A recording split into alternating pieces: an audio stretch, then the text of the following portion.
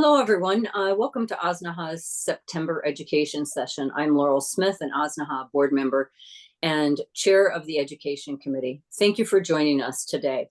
A couple of announcements.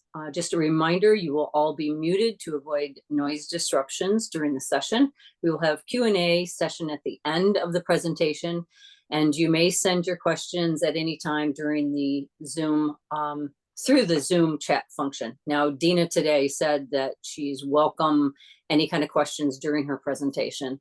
Or you can hold them until the end, write them down so you don't forget them, at which time we will unmute everyone. And we are recording today's session and it will be posted on our website for future reference. So our featured speaker today is Deena Goldstein. She is the COO and Communications Director of Measurabilities Home Safety. Deena provides community outreach and education regarding the unique, clinically guided, aging in place fall prevention home safety modification services the company provides. Having been a healthcare provider and a recipient of those services for her father, Deena has a unique understanding on both sides of the healthcare fence. Deena, go ahead and take it away. Well, thank you, Laurel. Hi, Grant, and hi, Denise and Linda, and I'm glad to be here with everybody today. In a second, I'm gonna flip the screen. I have a presentation called Intervention is Prevention, because a lot of times we get into the waiting game, waiting till something happens, and we get into crisis mode. So we're gonna talk about all the different facets of what we do to prevent falls and what to do if we have falls in our environment and all the different things that are entailed with that. So I'm going to share my screen right now and let me get this. Where's my slideshow? Where's my little slideshow? Okay. You guys all see that okay? So, as I mentioned, intervention is prevention. Safe aging in place.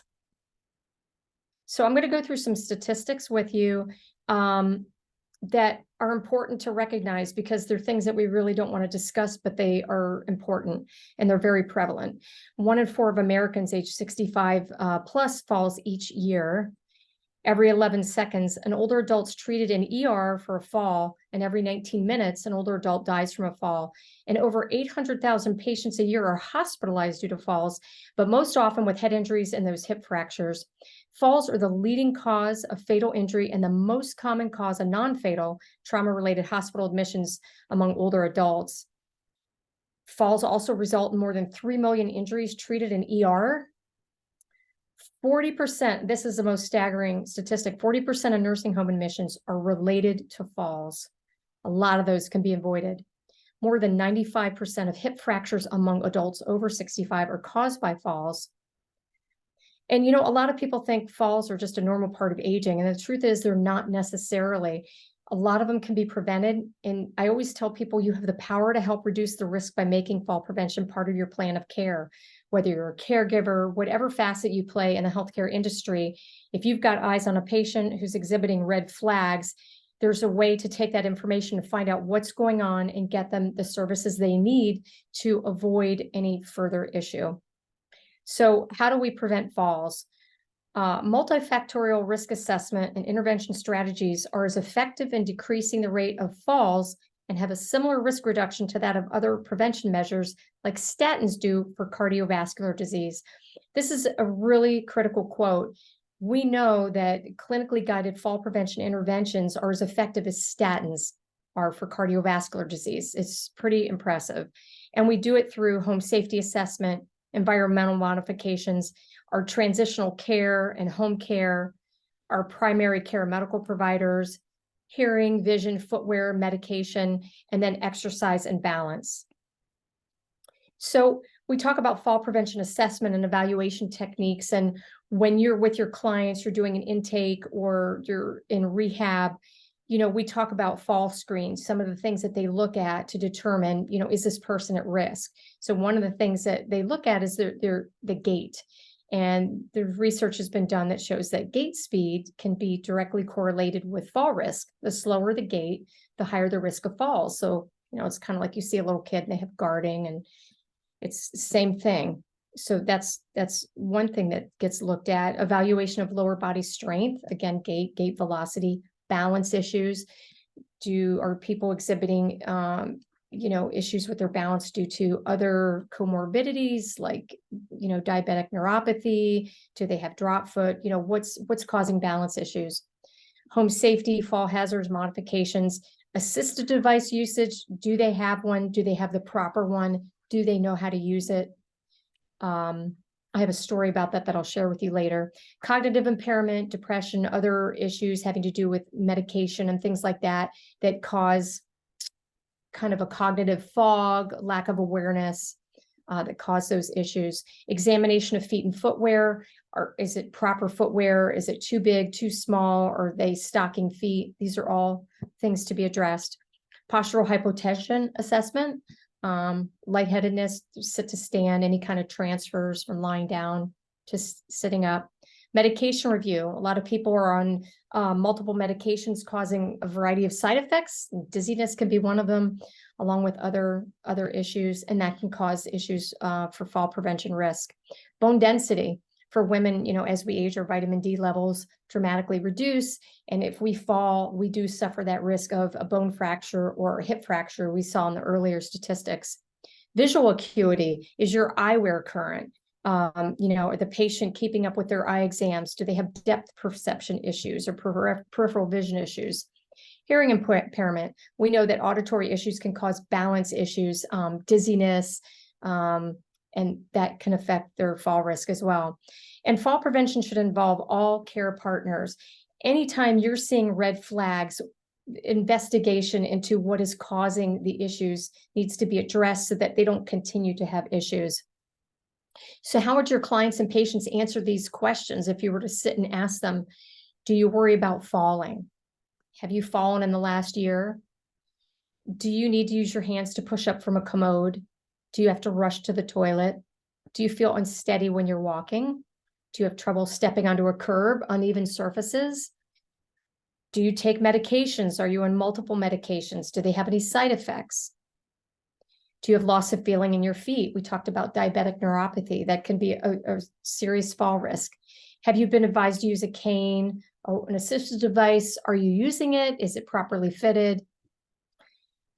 Those are really important questions to address. And, again, that's that clinical aspect. And we get into, dealing with what's going on with them, whether we're going to get into modifiable, non-modifiable fall risks, and how do we address each facet of that to keep people safe from falling.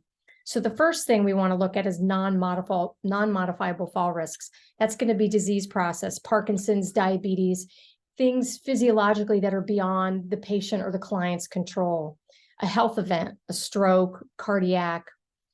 Physical limitations. Do they have drop foot, neuropathy, compromised lower extremity weakness, any kind of physical limitation that can cause them lack of balance or dizziness or things that affect their ability to be safe and ambulate safely without risk of falling. Any birth defects. Somebody had a loss of limb or what have you that, again, maybe it's visual acuity, hearing. Post-surgical rehab. Are they being discharged with limitations, whether they're temporary or permanent? And then we have the modifiable environmental fall risk. So stairs and handrails. So a lot of these are going to look really obvious, but there's a lot of times you go into a home and things are not in place and people are doing things to kind of get through whatever they need, but they're not necessarily doing what's the safest thing as possible. Like the Spidey up the wall with the hands, right? So anytime you have stairs, you need to have handrails in place, something to hold on to so you're not free-handed. Storage height. In Arizona, for whatever reason, they like to build things really tall and high. And we always tell people anything that you're using with great frequency needs to be on your lower shelves. We don't want to see people on step stools, scaling the countertops. I'm short. I've had to do it for coffee mugs. It's not pretty. Ignore the ringing. And so anything that is being used with great frequency needs to come down lower. Daily activities involving water. And so how many of you have unloaded a dishwasher, especially the top rack, and there's a little bit trace amount of water on a mug? We kind of splash it off, put the dishes away. But by the time you're done, there's a little bit of water on the floor. It takes very little amount of water, whether it's from a pet, a dishwasher, to have a slip, trip, and fall accident. And I'll talk about that a little bit more later. Free and clear pathways, removal of cords and wires in those sitting areas. Next, it's in a sitting chair where there's lamps and computers. You need to have them bundled and out of the way, because most people don't look down when they're standing up, and it's easy to catch your foot and fall. Hallway lighting. A lot of times we, see patients who have to get up and they have frequency, have to use the restroom often.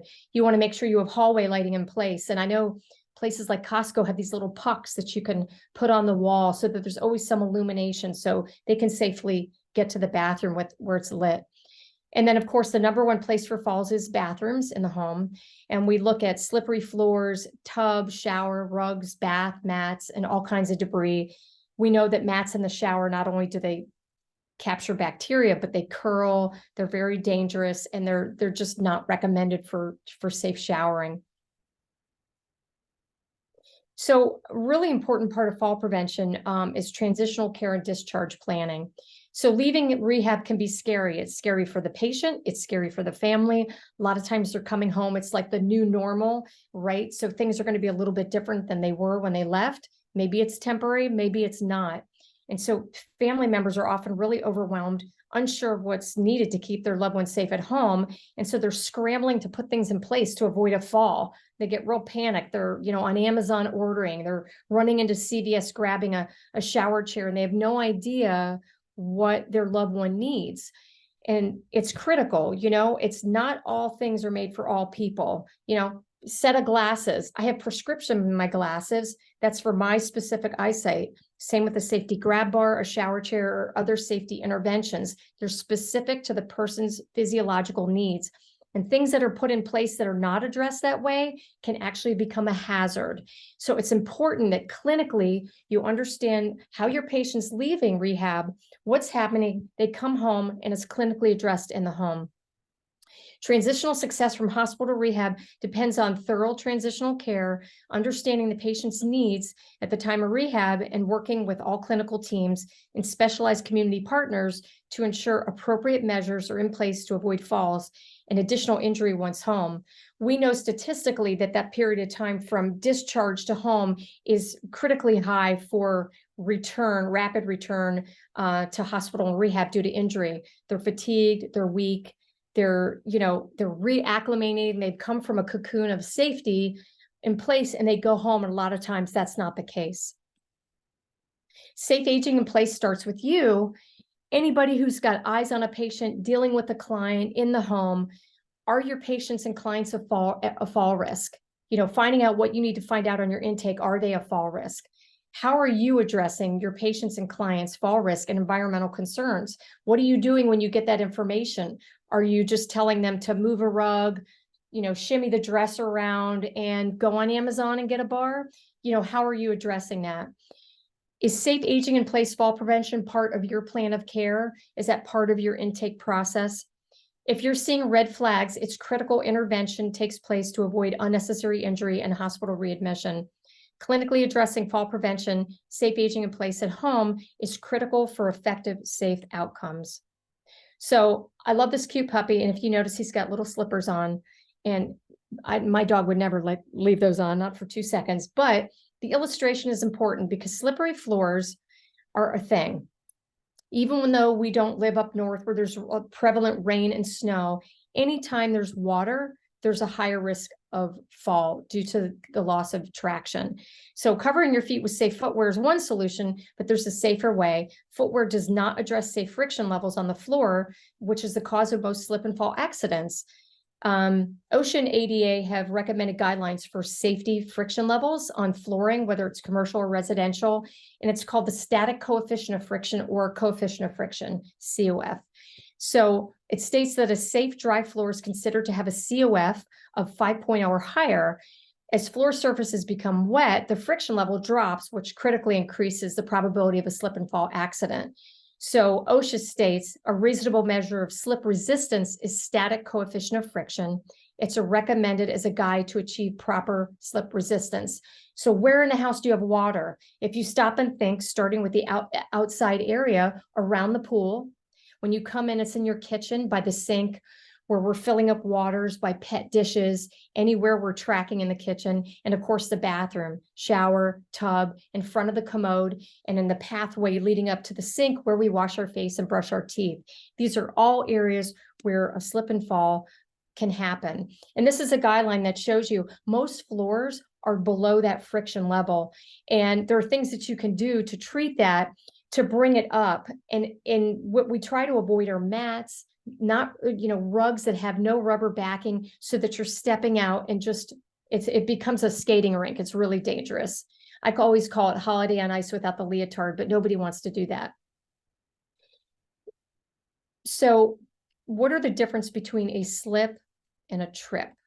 So slips typically are slippery floor surfaces where there's wet, spills or wet flooring surfaces. Ice and snow, which we don't deal with here, but we do deal with rain occasionally, people coming in from the pool from outside, and stairs and steps. And the trips are these uneven surfaces. You can see the picture here. There's a elevated curb all over Arizona. I've run into that myself. I'm sure you have as well. But these are areas that we don't typically look down, but they do catch our feet and we can have a trip. Cords, cables, damaged walkways, entrances, and again, stairs and steps.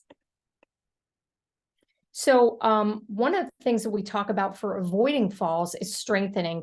And there's evidence-based exercise programs for strengthening and balance. We have them locally through hospitals, different organizations, Silver Sneakers, and things like that that offer a variety of programming, such as Tai Chi, Matter of Balance, Otago, if I'm pronouncing that correctly, I always butcher that, Tai Chi Quan, and Qigong. All excellent and proven to do lower extremity strengthening and deal with balance to avoid those risk factors. Now, if you're dealing with people that have Parkinson's, they do a lot of boxing, which is fabulous, not only cognitively, but physiologically. There's some great boxing classes across the valley that we work with Parkinson's patients who utilize those for their strengthening and balance. I call this the inexcusable excuse list. Everybody has an excuse, whether it's a patient, a family member, maybe even a coworker, why they don't want to address prevention and intervention strategies. Well, it was an accident. It won't happen again. I'll be more careful next time. I don't know how that ice cube got under my foot. I'll be fine. I've never had a problem and I don't need help. My 92-year-old mother is the one I'm worried about, not myself. I tried taking one of those balance classes, but it was too hard. I couldn't remember the exercises and I just didn't feel like going. We're fine. We're not old and nothing's happened to us. And I don't like the way safety looks. We'll just be careful. I can tell you we've heard them all. And, people are worried about aesthetics, but you know what? You have to be living to look at aesthetics, and it's important you take your safety and your health first. A lot of people, it just is a thing, don't want to deal with having to have interventions in their home. But you know what? As our body go through stages, these are things that we need in place. And there's a way to make safety looks nice. It doesn't have to look like an institutional place. But this is an obstacle that we deal with. We're fine, we're not old, nothing's happened to us. Denial. People don't want to deal with the fact that they might need things. I always tell people to reframe it. It's about extending your independence, not limiting yourself. Taking a risk by not addressing it is worse, trust me. So, just briefly, to explain who I am, we are clinically guided fall prevention home safety specialists. From home assessment performed by an occupational therapist or a physical therapist, come in, make clinically guided recommendations, and we provide and install whatever is needed to keep you safe in the home, but everything's clinically guided. But what's really important, the takeaway that I'd like everyone to have today is paying attention to red flags. It doesn't matter what it is. If it seems small, it's still a risk factor. You need to figure out, what am I going to do with that information? There's a lot of tools that you can use. We have a questionnaire I can provide you with. The CDC uses it. It's a very valid predictor of falls.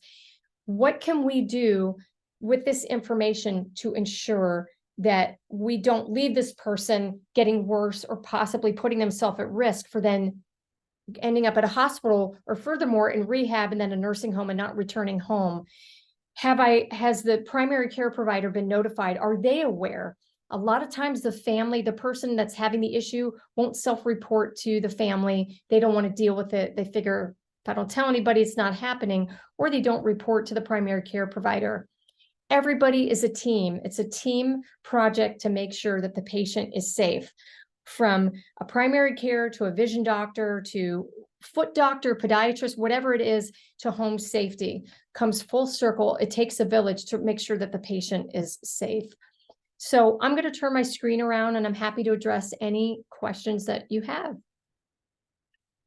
I have a comment, Deena. Thank you very much. That was an excellent, excellent presentation. Thank you. When you were talking about people in denial, I have seen situations in the past that when I was doing the personal emergency buttons, and this gentleman walked by my booth with a walker, and he goes, "Oh, I don't need that." And I said, "Oh, good for you. You're safe." "Oh no, I have fallen 3 times." I go, "Oh, were those planned?" Yeah. It's 3 o'clock on Thursday. I'm going to fall. Yeah, then it's, if it happened 3 times, it could happen again. But, the other point you just made at the end too, is that in denial, it's like, if I tell somebody I have an issue, I might lose my independence, or my kids are going to put me away. Yes, it's true. First of all, to your first point, I'll never forget, many years ago, we were at a health expo. We had a booth. We were doing a sit to stand test. One of our physical therapists. Lady comes over, same thing with the walker. "I don't need to do that. I'm fine." "Have you fallen?" "Yes, I have, but I'm fine. I use my walker." Don't you love live video? That's just to make sure I'm awake. But anyway, and so this woman just didn't want to have any part of it, and she clearly needed it. The next one comes along. I bet she was 90. She was a Pilates queen. She did the test, and then like more times than I could have done sit to stand. Anyway, the great state of denial is not a warm beach. We don't want to stay there and hang out. People feel like if they admit it, you're right. They feel like that's it. I'm done. I'm going to get locked up. The key is communicating. First of all, I think empathy is really important. Empathy for the patient and client. This is hard for them. They recognize they're getting older. They recognize they've got limitations. Now they recognize, gosh, you know what? I might need a walker. I might need a bar. And it's having that compassion, understanding that this is tough for them, the family member, the family dynamics. And then look, if you have a bar in the shower or a shower chair or whatever it is you need, now you're independent longer. Do you want somebody in there with you? If you do have somebody in there with you, now both of you are safe, right? So I always reframe, our team reframes, this is an extension of your independence. This is an extension of your plan of care, everybody on the call, and your plan of care is an extension of their independence. People want to be at home. The trend is safe aging in place at home.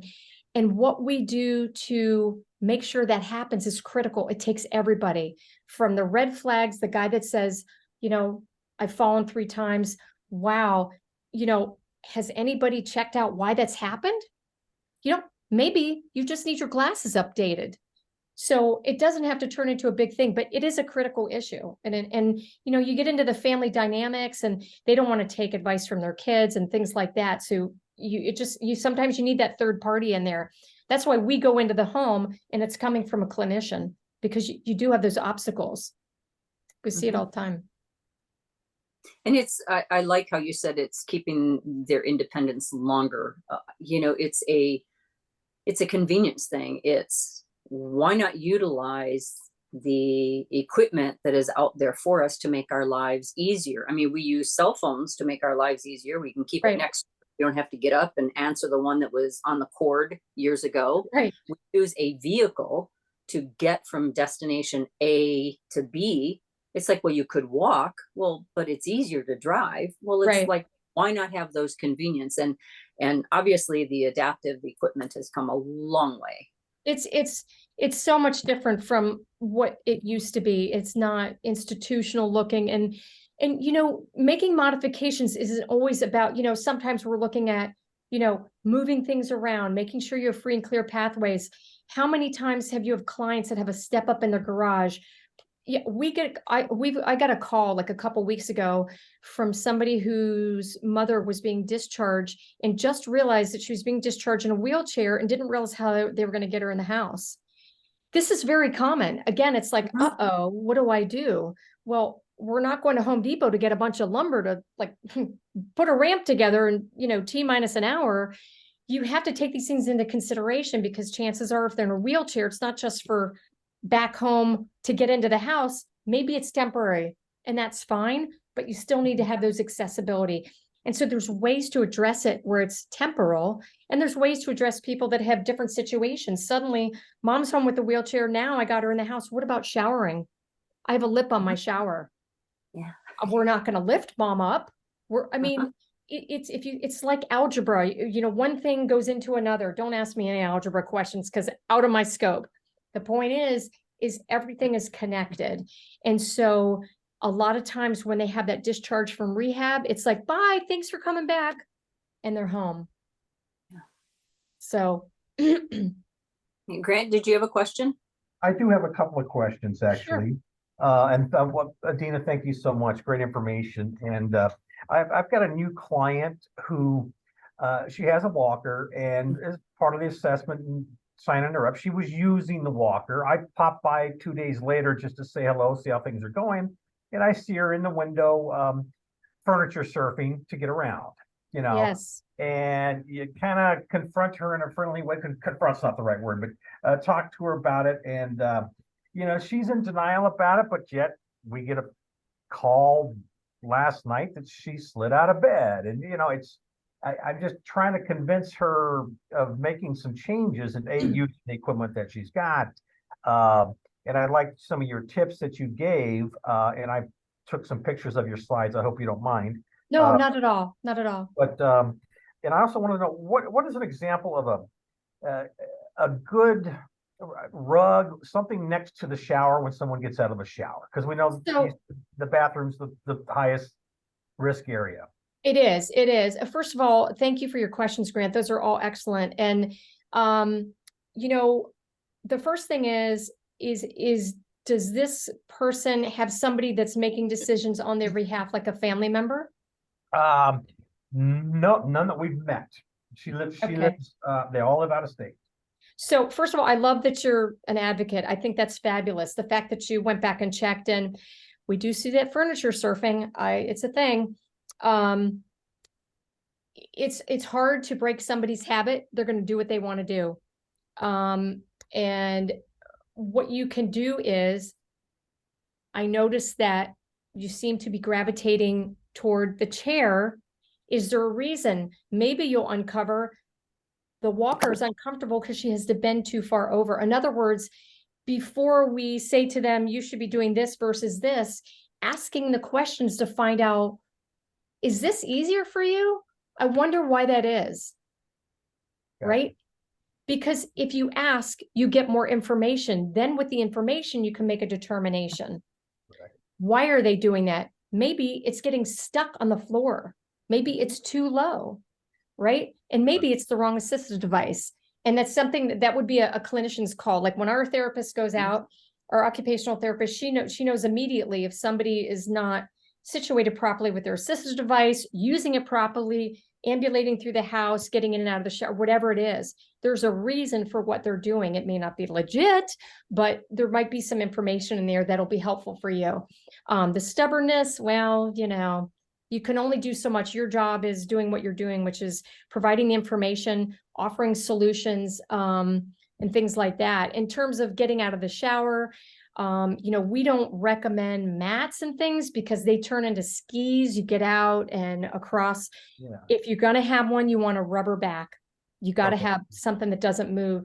We have a product that we use in and out of the shower. It's a non-slip product that you don't see, that etches the floor surface at a molecular level. So the only time you know it's on there is when there's water, you have increased grab. So, for the situation, you're in Tucson, right? Correct. Okay, so if your client wants to get a rug grant, they got to make sure that there's that rubber back. It can't be the kind that's real flimsy and bunches up, and it's just really dangerous. It's so dangerous.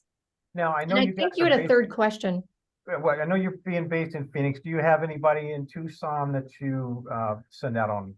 Unfortunately, right now we don't. I wish I did. We get so many calls from there. At some point, if we do, I'll let you know. But right now, we're just in this vicinity here, Okay. Scottsdale, Mesa Fountain, the whole valley. Great information.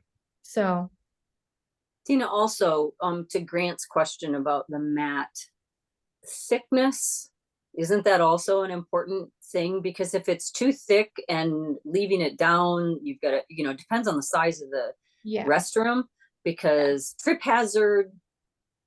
yeah. You don't want to be putting in like 9-inch high shag from 1970 in the bathroom. I don't even know if they make it, but if they do, get it in orange. It was a really cool color. But you don't want to put anything high pile rugs, very thin, rubber backed. And if showering is an issue, again, you've got the shower chair for seating with a drop down shower head. And these are things that the clinician goes over, because there has to be a rhyme or reason to what's being recommended, not just this person's unstable in a shower, so we're going to give them this, and this. Doesn't work like that. Got to find out why Mrs. Smith is having the issue she's having, which way she turns, which way she shampoos, how she's getting in the shower. People in their garage have a step up. They may not be in a wheelchair, but they need to get in the house and they need something to hold on to. These are different areas that need to be addressed in the home. So it's really important that all these things get looked at. And to your point, Grant, sometimes if you have a family member that can help advocate, or, obviously if we were there, we would go in and talk, and, sometimes it takes that third party. I mean, we went into a home many years ago when we first opened, and I'll never forget Sandy, our physical therapist, our other owner, went in and the daughter said, "You got to come here." My mother is using a taco, and Laurel, you heard this story because I told it at a different meeting. She's using a taco separator, where you stagger the tacos, and she's flipping it over the towel bar in the shower. I didn't eat tacos for a month after I heard this. And so she goes, I want her to have a bar in the shower. She's using the towel bar, which is in the back wall of the shower. So she insisted. So we put in the bar, the safety grab bar, and we went back for additional work. And the mother was using the taco separator over the grab bar. And so, Laurel, do you remember what I said? You can lead a horse to a grab bar, but you cannot make them use it. No. I will have t-shirts. So it's really hard to break those chair surfing, taco grab bar habits. People get in mindset and they get very stubborn, and it's just what we deal with. And we just try to have compassion with that stubbornness. All you can do is provide them with the information and hope that they make the choices that are in their best interests. Deena, my mom lived with me for the last 12 years of her life, and she passed in the house at the age of 90. It was really interesting because when she moved here from Denver, she had been very, very independent all of her life, and she had retired from her job of managing a retail store 10 days before she made the move. So it wasn't like she really needed help, and she never really needed help. But stubbornness, oh, you better believe it. And so I have always been a believer in reverse psychology works extremely well. So I had told her that we can make this work as long as you are open to suggestions, because none of us are getting any younger. And if you fall, I'm not going to be able to lift you. So these are the options that we have. And we were building a new house. And she had a tendency to say, I don't need that, with the focus being on the word need, because as a child of the Depression, she didn't want to spend the money. Right. And so I would go back to her and I'd say, okay, do you know what assisted living costs? No. So I'd tell her, and she would just kind of shudder. And I said, if you're a good girl and you don't cause any problems, you don't get hurt, then you could stay here for the rest of your life. But Oh my God, if we need to clone you. That's fabulous. if you break a leg, what are you going to do? I can't leave you on the floor until you die. And we were pretty blunt with each other. So, okay, am I going to leave you on the floor, or what do you want to do then? I love that. I mean, look, it's tough love. People no, I don't want that. The term no, I don't need that. You might not need it. The goal is, and that's why the presentation is intervention is prevention. Let's put something in place so that you don't need it, because by the Right. time you need it, you may have taken yourself so far out of the game that you got a whole new set of problems. Yeah, You I know, told her that by the time she needed something, it would be too late. yeah.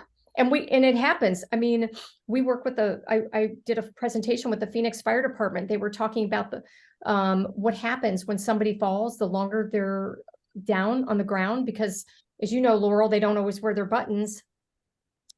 Another thing, I'm not wearing that. The longer that they're on the ground, the higher the morbidity.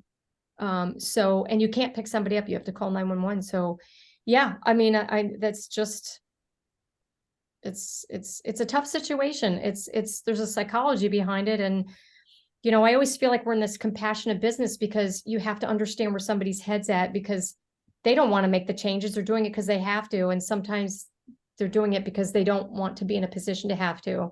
So we hope to keep people on the preventative end of things. And if you're seeing red flags, you just got to capture them, because, and you've got people out there that are helping them that don't want to put themselves at risk either.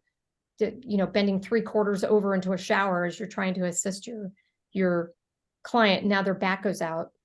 Deena, you mentioned people not wearing their life alerts or whatever alerts around. And yeah, it's a common problem. And I got into a bit of a argument, so to speak, with one of our long-term clients who refused to wear it. He keeps it on his walker. And sure enough, it is, you're trying to explain to him, if you fall and the walker pushes away, you can't reach it. Sure enough, finally it happened. And it was a big problem. We had another situation where a woman, we were only in there a couple of days a week. She wasn't wearing it. She always kept it on her walker. Sure enough, she had a fall in the bathroom, and she was on the floor for 2 days. And Oh my gosh. yeah, Did she survive? Survived, yes, but had to be moved into a facility after that. Now, I guess my question is, one, is there a device that you guys find works well? And what strategies do you use? Is it the same sort of thing, just constant encouragement, trying to get family members to help to get them to wear them? What's your take on? So, I would pose, and this is kind of going down Linda's pathway, which I love, which is, I understand you don't want to wear this. I could appreciate that. What's your plan if you fall and it's not with you? Then the person has to stop and think what they're going to do. What's your plan if you fall and in the bathroom and your walker is sitting next to your chair in the kitchen? Oh, well, because until somebody walks that path in their mind, it's something they're not addressing. But when they have to go through this scenario, it's sort of like, if you know how you to handle a situation, you don't have to worry about it, right? It forces the person to literally put themselves in the situation of having fallen and then figure out what they would do. So I would ask them, again, it's asking the question, okay, I know you don't want to wear this. What's your plan if you fall? If you decide you're keeping it on your walker or hanging off of your rollator. Right. Thank or you. on the refrigerator, they're everywhere but where they need to be, unfortunately. And then I'm sorry, what was your second question? I guess I was curious if there was a particular model or brand that you recommend. I don't have a specific one that I do. No, I just, anything, and Laurel could probably speak to this better than I could, because Laurel, it's sort of out of my scope. I don't know particular brands either. I mean, I sold for a particular company, but, and I love what you just said. It's important to, number one, get it from a reputable company and not just an advertiser that has no customer service. Right. Should you need it. So that's number one, very important. And I love what you said about giving them the scenario for them to think through. And what I used to talk about a lot of times when I did the installs for the device was, as people age, they have enough people telling them what to do, what they can't do anymore, what they should do. They don't like aging. They don't like what's happening to them. They don't like losing their independence. And it's giving people a choice and let them make that choice. You can say the pros and the cons, and then let them make that choice. I love that because it makes them responsible. You give them a choice and a voice. Mhm. A choice and a voice, because that is spot on, Laurel. Yeah. Okay. Just so you know, if you fall and your life alert is over here, yeah, 911 will have to be called. I'm not sure what would happen. If you're willing to take that risk, okay. Just want you to be aware that everything was provided for you. Yeah. I like giving them the choice, but I love how you then interpreted it to say, okay, so you keep it on your walker and you move your walker away and you go to get off of the commode and you fall, or whatever the scenario might be. How are you going to press the button? Because just like you said, it makes them think it through. And if you need to plant scenarios for them, and Grant, you had great ones as examples. It's like, you know, people always say this isn't going to happen to me. Texting and driving, it's not going to happen. It Right. happens to people. It happens. Well, think about it. In most commercial buildings, they have a fire exit strategy, and it's a map how to get out in a fire. So let's say, Grant, to speak to the person you're talking about, okay, you know, so what's your plan if your walker's here, the life alert's on the walker, and you're in the bathroom? Do you have a phone in there? Oh, no, I don't have a phone in there. Oh, okay. Oh, you must have a speaker in there. No, I don't have anything in there. Oh, so if you fell in the bathroom and you decided not to wear your life alert, how would you let somebody know?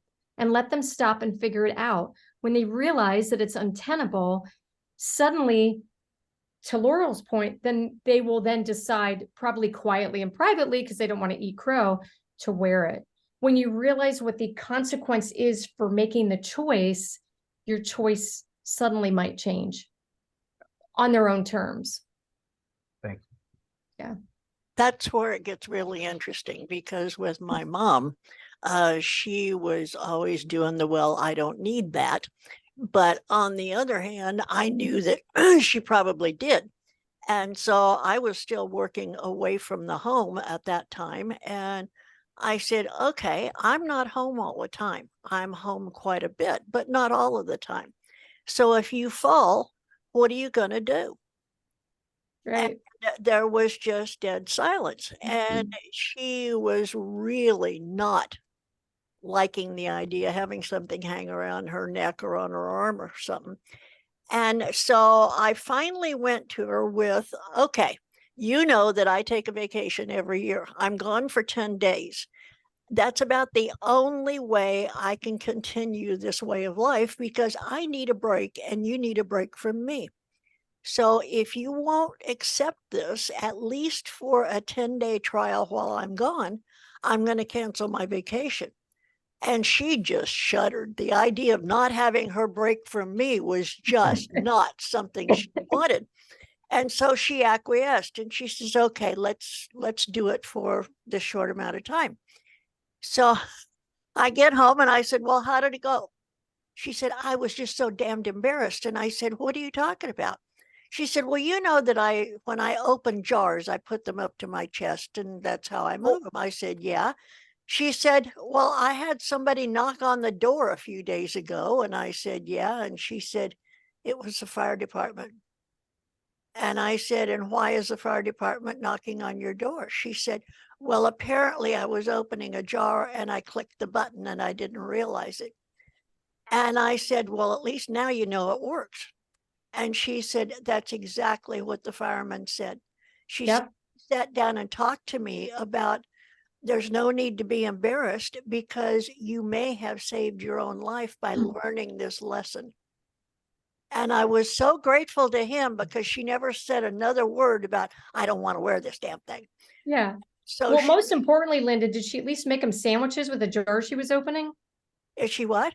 Did she at least make him sandwiches with the jar, whatever she was opening? I have no idea. Got to feed the people that come out to help you. Deena, you're always thinking. Yeah, I know. Hey, you got to keep it like, Yeah. You can always turn things around if you just understand the person you're working with. Okay, right. does she accept suggestions that are reasonable? Does she fight everything? Why does she fight everything? Is it because of cost? Well, then approach it a little bit different and tell her, okay, you don't want to spend the money on this every month, but assisted living is going to cost you this much every month. So which is the most affordable? And Mhm. I could always approach something with the financial side, and I could get her to change her mind in a heartbeat. You knew your customer. Uh-huh. And so those are things that people really don't want to ask when they're just working with a client. Is it my business to ask about finances and so on and so forth? If they are a child of the Depression, you absolutely have to, because that's going to be a good part of their mindset. I can't afford Always, it's this. it's an obstacle for sure. But eventually most people will come around because there are solutions that fit into that. The goal is, how can we keep you safe? I bought her a raised toilet seat, and she was like 5'2". And she says, do I really need this? And I said, well, probably not, but try it out. And it used to just irritate me to no end because I was 5'7", and I always felt like I was sitting on the flipping floor. And so in a restaurant or wherever, if it wasn't busy, I'd use the handicapped space. And so I said, just try it. And besides, it makes it easier for me. Well, anything that made my life easier, she went for. So she tried it and she said, boy, I like that. She says, I don't have near as much trouble getting up. I never took it off the toilet. I still have it. Oh, And I just really get irritated when I don't have one for my use, because I have a hard time getting up. there's a You lot know, of solutions for that, to raise that. It's really good because some of the commodes are really low. I mean, it's just, I mean, you got to be like a gymnast to. yeah, and I understand that there are children in most houses. Okay, so you've got one bathroom that's low enough for the kids to use, but then you've got another bathroom where the person that has the issues with getting up easily, they can use that one. I mean, that's a simple solution there. Right. And I don't know. I don't understand why we can't teach people things like this as just part of our daily living skills, but then again, nobody teaches that kind of thing anymore. No, no, and every situation's different, so that's just kind of how you have to treat it. All of that being said, this is Fall Prevention Awareness Month, which is why we wanted to have Deena on. However, it doesn't end in September. Fall prevention should be daily. And Deena, thank you so very much My for pleasure. this great interaction and presentation. My pleasure. So in closing, the Osnaha Board of Directors want to thank you all for participating today. And for those of you who were at our August 25th conference, we want to thank you for attending. We believe this conference was our most successful yet, and our team is already starting planning and thinking of what we're going to do next year to maintain that same momentum. We do not have an announcement right now for our October 18th session coming up, so watch for those advertisements coming into your mailbox via MailChimp. Thank you again, everyone, and have a great afternoon. Thank you Thank very you. much. Appreciate it. Bye-bye. Bye. Bye-bye. Thanks, Deena. That was Thanks so much, really, you guys. Really appreciate it. really good. I really appreciate it. Oh, thanks, Linda. I look forward to hearing from you. Thanks, Laurel. I appreciate you guys having me talk, and I won't